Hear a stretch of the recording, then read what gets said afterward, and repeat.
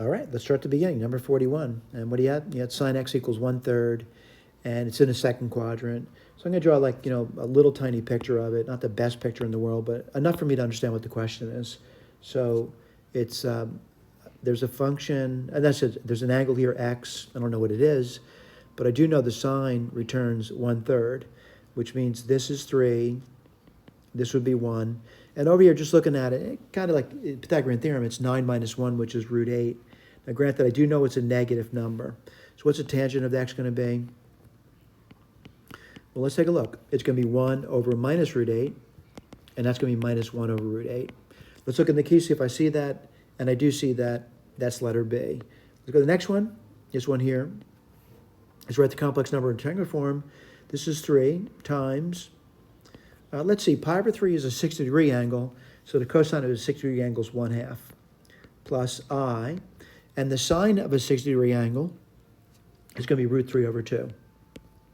Let me multiply that out for you. What do you get? You get 3/2 plus 3 root 3 over 2I. What am I going to do? Look for the answer, and I think I see it. Let me just make sure of that. It looks like D, 3 over 2 plus 3 root 3 over 2. All right, let's go to the next question. And again, as you go through these problems over here, if you're looking at something you don't know what to do, I took out another question, by the way. But over here, let's say, find the nth term of geometric sequence. It's geometric, and A1 is 7/3. So AN would equal 7/3, and then the R is minus 1/3, and the nth term would be N minus 1.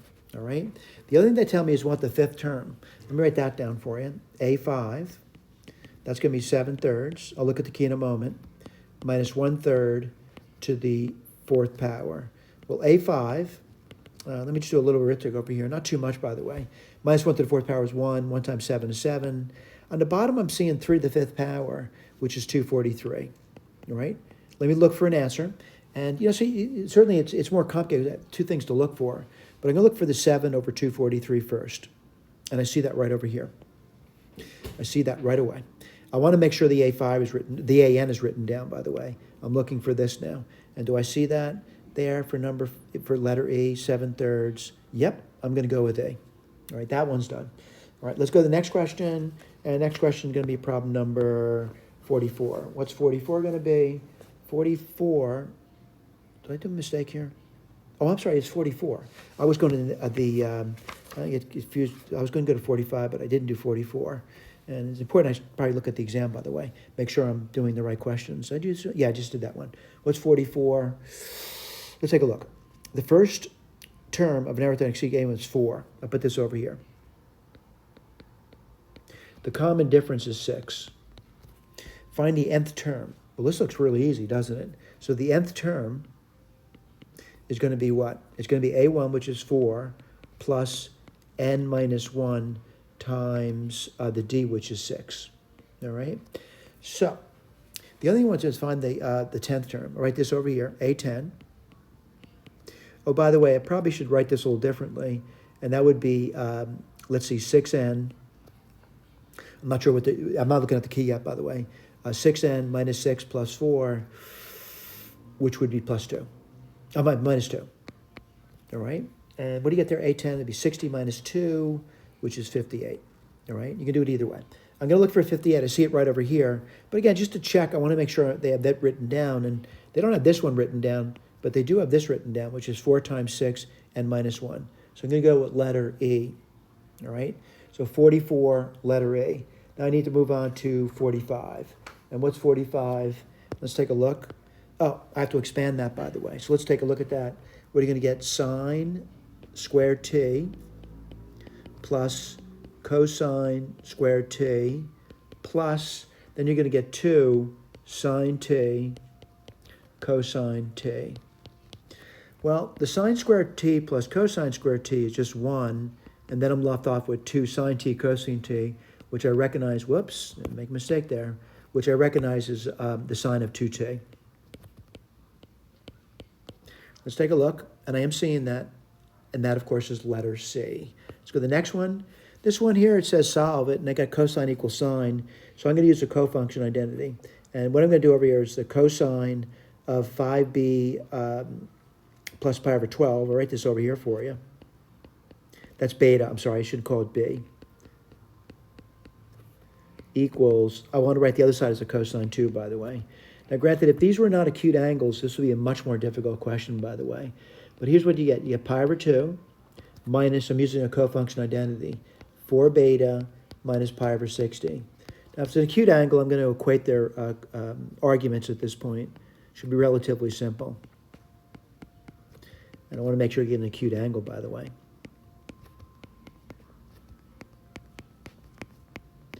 I'm going to add 4 betas to both sides. I get 9 beta. And then I'm going to get, let's see, pi over 2 minus pi over 60. And then minus pi over 12. So arithmetic's in order. 9 beta, that's 9. 60, that's 30 pi minus 1 pi. And to get 60, I'd have to multiply by 5, so minus 5 pi. Okay, 9 beta, 60. And then you get 30 minus 6, which is 24. All right? I still got to simplify that. And looking at that, it just, I'm not going to say they're nasty numbers, but I still have to simplify it.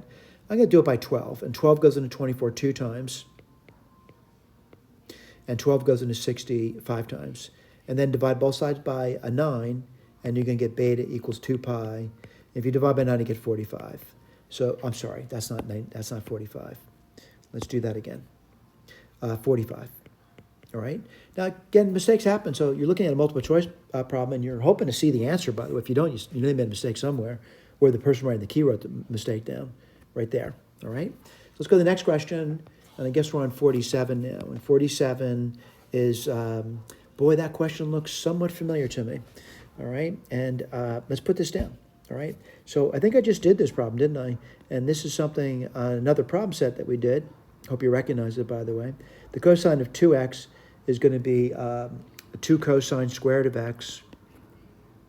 Let's see, minus 1 plus 3 cosine of x plus 2 equals 0. Boy, deja vu all over again. Cosine squared x plus 3 cosine x plus 1 equals 0. This is 2 cosine x.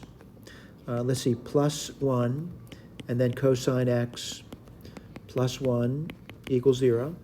Let me just check it. I do get 2 cosine squared. I get 2 plus 1 is 3 cosine x. Yeah, working out pretty good. Cosine x equals minus 1. And over here, cosine x would equal minus 1/2. And this is an or. What do you get over here? Looks pretty easy. This one here is just x equals pi.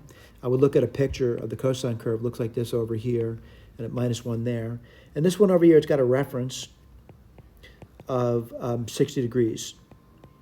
All right, that would give you a ratio of 1/2, by the way. And what does that mean, pi over 3? All right, what quadrant it's in? It's in that second and third quadrant. So I got to write that down now. So x would equal in the second quadrant, reference of pi over 3 would be 2 pi over 3. And if I went to the third quadrant, that's going to be 4 pi over 3. So I'm looking for the answer that is all 3 listed. And certainly, some can be thrown out like immediately. And like A and B can be thrown out, C can be thrown out, D can be thrown out. I'm going to focus in on E, and I'm wondering if that's listed. I do see that. I do see that. And this guy looks pretty strange to me, doesn't it? What is it? It's the same thing as pi. 3 pi over 3 is pi. So it's letter E. All right, let's go to the next one. The next one says if x equals A times cosine 2 theta, well, that means x equals just A, because the cosine of 2 pi is 1. And y, well, looking at y, that's, let's see, that's just b times 0. So that's going to be 0. All right? So that's not so bad. Let's write this down now. What do you have? You have b squared times x squared. That would be a squared, right? Plus a squared. And what's y squared? It's just 0. And what is this equal to? This is equal to a squared, b squared. I'd like to write in alphabetical order. Let's look to see if we see that. And I do. It's right over here. And we're done with number 48. All right, let's go to the next question. And that's going to be 49. Now, 49, again, hopefully you're getting a little better with these identities. But the bottom line, I'm recognizing something about this thing over here. And what I'm recognizing is if I multiply top and bottom by cosine squared, and the reason for that, the tangent is sine squared over cosine squared. What are you going to get? You're going to get cosine squared x times cosine squared x. I'll multiply this out later if necessary. Minus sine squared.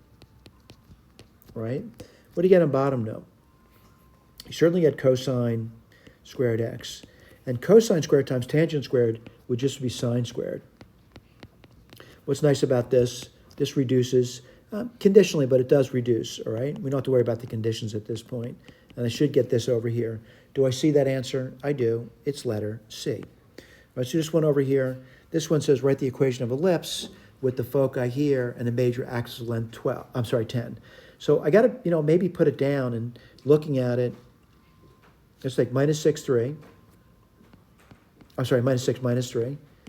And the other one is going to be 0, minus 3. All right, I think I did okay there. There's going to be a center here. And what's the center going to be? Just add these two together. Minus 6 and 0 is minus 6. Divide by 2, you get minus 3. And minus 3 plus minus 3 is going to be minus 6. And you divide by minus 3, and you're going to get minus 3. All right? So I got the center. This is the center. All right? So let's take a look. And the next thing I want to look at is the major axis is 10. So over here, this is that C distance, right? And that's going to be what? The C will be, if you're at minus 3 and you get to 0, that's 3 units. Let's just check it over here to make sure I'm doing okay. If you're at minus 3 and you get to minus 6, it's still going to be 3 units, by the way. The major axis is going to be 10. So that means I got to go 2 more units over here. All right? So what are you going to get here for your vertices? Your vertices is going to be, let's see, minus 3 plus 5 is going to be 2. All right? Now, by the way, it looks sort of like this over here. Not a great job. But over here, what do you get over here? Let's see, minus 3, and I got to back away 5. So I'm going to say it's, let me make sure I'm doing this right, by the way. Length is 10, minus 3, minus 5, minus 8, comma, minus 3. All right, let me sure I did this right. If I'm at minus 3,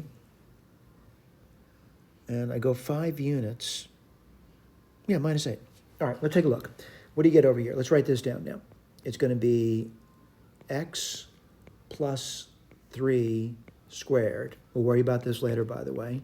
And then y plus 3 squared equals 1. All right.